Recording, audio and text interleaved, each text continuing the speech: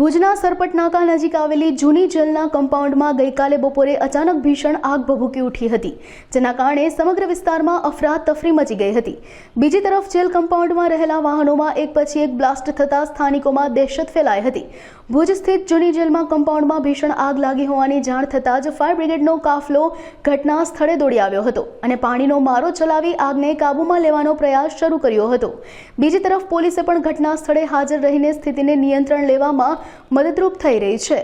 મારું નામ સચિન પરમાર છે, સ્ટેશન ફાયર ઓફિસર ભુજ। 3:30 પોણા 4 ની આજુબાજુ અમને કોલ મળેલો કે ભાઈ સબ ડિવિઝન જેલની અંદર આગ લાગી છે। એટલે તાત્કાલિક અમે એક ગાડી મિની ફાયર ફાઇટર રવાનો કર્યો હતો ને ત્યાં સ્થાનિકે ગાડી પહોંચતા તરત જ એમને કીધું કે આગ મોટી છે, તો અમે તરત જ બીજી ગાડી રવાની કરી। એના પછી અમે 2 ગાડીઓ બીજી મંગાવી લીધી, એટલે કુલ 4 ગાડીઓ ફાયર ફાઇટિંગ કરી અને આગને સંપૂર્ણપણે અત્યારે કાબૂમાં લઈ લીધી। એ વાહનોનો અંદાજો તો ત્યાં કને જે સ્થાનિકે જે એમના અધિકારીઓ હોય એમને ખ્યાલ હોય, બાકી તો અમે તો આગ જ્યારે લાગી ગઈ હતી અને અમે આગ બુઝાવવાની કામગીરી કરેલી।